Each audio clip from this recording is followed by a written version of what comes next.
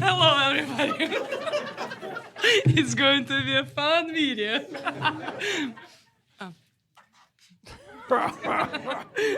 I don't really know where to go after this, to tell you the truth. Do we have glasses? Do you want? I'm good, thank you very much. Oh, guys, that was First fun. of all, congratulations. Magnificent tournament. Very well done. In the interest of time, we're going to go right to the questions. And the first question we have is from a very special correspondent. Representing the U.S. Open lemonade stand, Emery has the first question. Oh, hi, Beauty. I think we haven't done, or we've done interview together, no? Yeah. Yes. Remember you. Hi, Aryna. Congratulations. Thank you. How does it feel to win the U.S. Open again? Well, you're too little right now to to tell you how I feel, but it feels amazing, and I had really tough lessons earlier this season. I lost a couple of finals on the Grand Slam, and winning this one means a lot. Defending the title, it just I cannot explain you the feelings. I hope you play tennis. Yeah. You're gonna feel it one day. You're gonna understand me. But yeah, I'm just speechless right now. Okay, thank you very much. Please raise your hands. Howard. Hi, Aryna. Congratulations. You mentioned on court, and then again just now, the idea of these lessons from the earlier Grand Slam tournaments. First of all, could you tell us a little more about that? What were the lessons? And do you tend to be somebody who wants to forget about a disappointment or think about what led to that and figure out how to win the next time? Like after Australia Open, I thought that the right way would be just to forget it and move on. But then the same thing happened at the French Open. So after French Open, I figured that, okay, maybe it's time for me to sit back and to look at those finals and to maybe learn something, because I didn't want it to happen again and again and again. So yeah, I was in Mykonos, reading my book, enjoying the view, and and I was just thinking that why would I let my emotions to take control over me in those two finals? And it felt like I thought that, okay, if I made it to the final, it means that I'm gonna win it, And I sort of didn't expect players to come out there and to fight. I thought that everything gonna go easily my way, which was completely wrong mindset, And going into this final, I decided for myself that I'm gonna control my emotions. I'm not gonna let them take control over me. And doesn't matter what happens in the match, if she break me back or if she plays incredible tennis. I mean, of course, it's a finals, and she's gonna be fighting, especially after recent final. I knew that she would love to have, like a better result. So my mindset was just going out there, fight for every point, doesn't matter of the situation, just focus on myself and focus on things that I have to do to win the match. And I think from what I understand today, that the lesson learned, and I really hope it will never happen again if I'm gonna be playing another finals, that I'll be more in control. David? Hi there, Aryna. Upon winning the match, on match point, you fell to your knees on the baseline. You've won 3 Grand Slam titles before, but did that feel different? I think because of the finals earlier this season, this one felt different, This one felt like I had to overcome a lot of things and to get this one. And I knew that, the hard work we put in, like I deserve to have a Grand Slam title this season. So yeah, when I fell, it was like a truly emotions, because it means a lot, to defend this title and to bring such a great tennis on court and to bring the fight and be able to handle my emotions the way I did in this final. It just, it means a lot, and I'm super proud right now of myself. Charlie. Congratulations. Jason mentioned there was a book that you read, and I don't know if that's the book you were just referring to there. Could you just tell us what that was and how that kind of changed your perspective? It calls Magic Shop, The Door to Magic Shop or something. but it's about the brain, about control. Like, it's actually the way it's written, it's very interesting because it's like a real story, and the guy who learned how to control himself and how to not overthink. So it was kind of like easy to read, but like reading the book, I realized a lot of things, and that book really helped me to to stay focused and to focus on the right things, on important points. Who recommended it to you? How did you hear about it? I've seen so many friends of mine reading that book and recommending, like saying like, oh my God, you have to read, like this book is incredible, so good. It's about like the way how brain works, and you have to read it. It's amazing. So I was like, okay, I thought I have to, it was the right moment for me to go for that book. Okay, Eleanor. Aryna, when she came back to 5-all and the way the crowd reacted, I just wondered, was that a challenge at all to that mental fortitude you've been talking about? Yeah, in this match, in the first set when she broke me back, and then at the end of the second set when she broke me back, there was like 2 moments where I was really close to lose control. But at that moment I told myself like, no, it's not going to happen. It's absolutely okay, and that's what you expect in the final, that the player gonna fight back and will do her best to get the win. So I was just trying to focus one step at a time. Ben. Great, congratulations. You're shining. Hi, everybody. We're reflecting each other. I want to ask, you were playing a lot of defense and a lot of points today, and Amanda was dictating a lot of rallies. She had more winners and unforced errors than you, which is not usual for you. Usually you're much more dominant in that. So I'm wondering how different that was for you to respond to that kind of game. And then I'm also curious how much champagne you've already had today. Well, actually, I didn't have much. We were just, how you call it, like spraying it out. So actually, cheers, guys.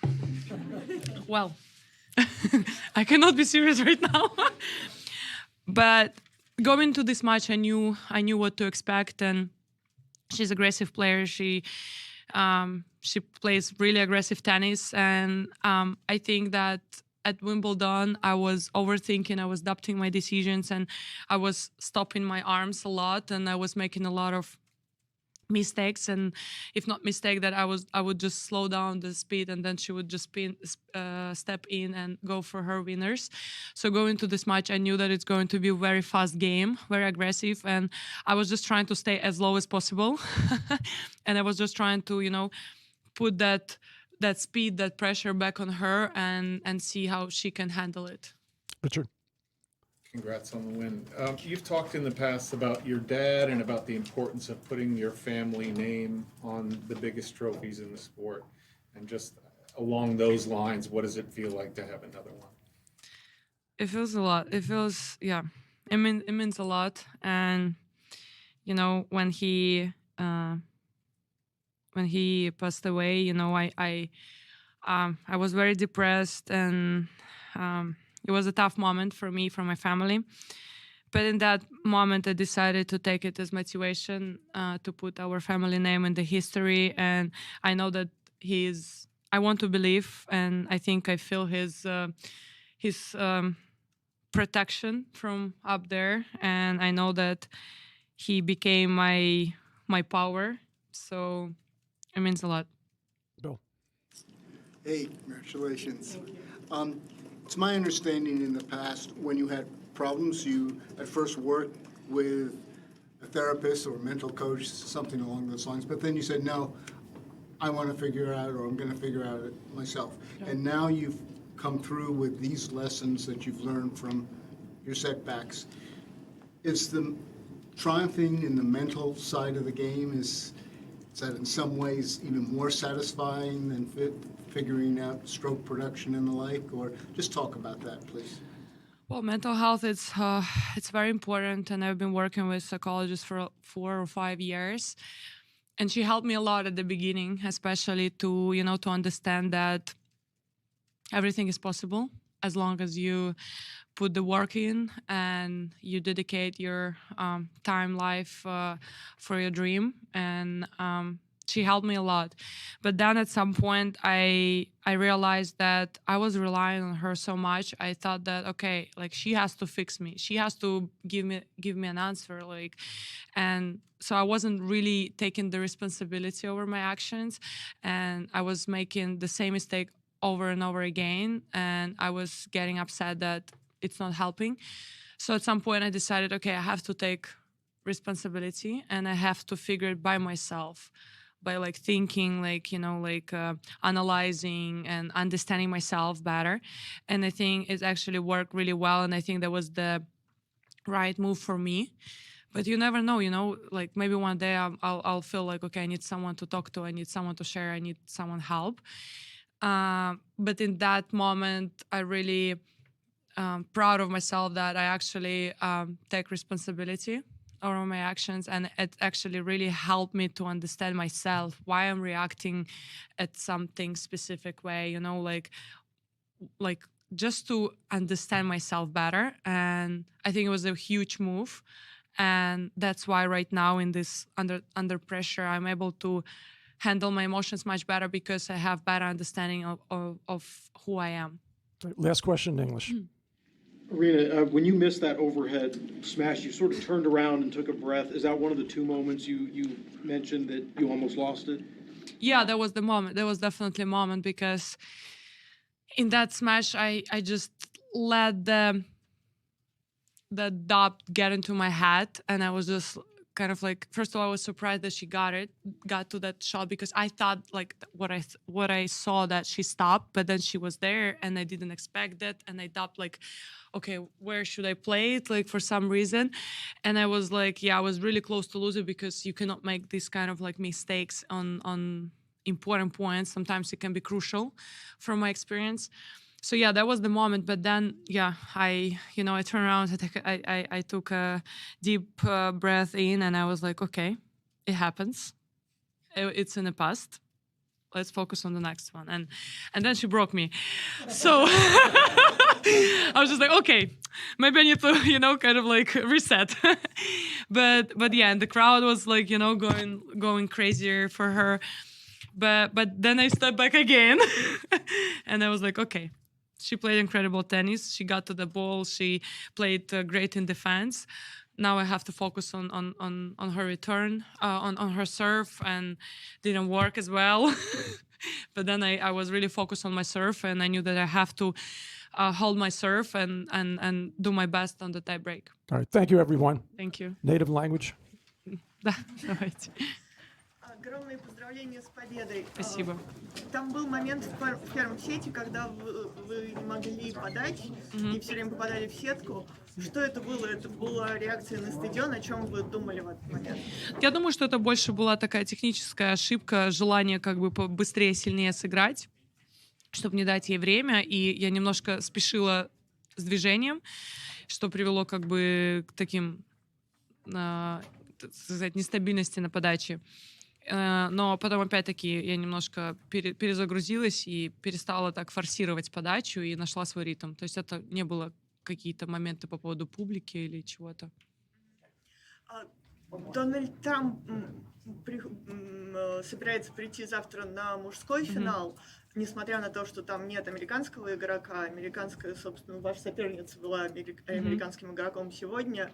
Но вы видите в этом какой-то жест в отношении женского тенниса? То, что он я не думаю, что это какой-то... я не думаю. Просто, мне кажется, все-таки он президент, наверное, у него какой-то есть свой график, и все-таки, наверное, Алькарас и Синнер после таких невероятных двух финалов, которые они отыграли в Париже и в Лондоне, это будет действительно зрелищный матч, и я не думаю, что это какое-то неуважение к женскому теннису. Я знаю, что он следит за женским теннисом, поддерживает, поэтому 100% это как бы у него, наверное, свой такой график напряженный. Спасибо. Арина, поздравляю. Я был вообще, во всех ваших финалах ТБШ, но сегодня вы показали по сравнению с другими, такую зрелую игру. Как вообще шла подготовка, какие изменения были, и можно ли сказать, что влияние Макса Мирного сыграло роль? Да, конечно, Макс такой новый голос в нашей команде, он очень хорошо коммуницирует вообще со всей командой, они очень много анализируют, он дает какие-то свои моменты, и несколько моментов, которые он подсказал, действительно помогли мне понять и почувствовать, как играть против таких вот агрессивных игроков, которые постоянно тебя, так сказать, прессуют глубокой игрой, плоской игрой, быстрой игрой, где как бы малейшее поднятие мяча как бы может оказаться виннером с другой стороны. Поэтому, конечно, Макс помог нам очень сильно со многими моментами. Я думаю, что такая была командная работа, потому что после Умблдона я как бы взяла небольшой брейк, а потом мы вернулись, и мы много работали над ошибками, над теннисом, чтобы подойти в лучшей форме. И взятие Макса, я думаю, это было одно из таких правильных решений. Thank you.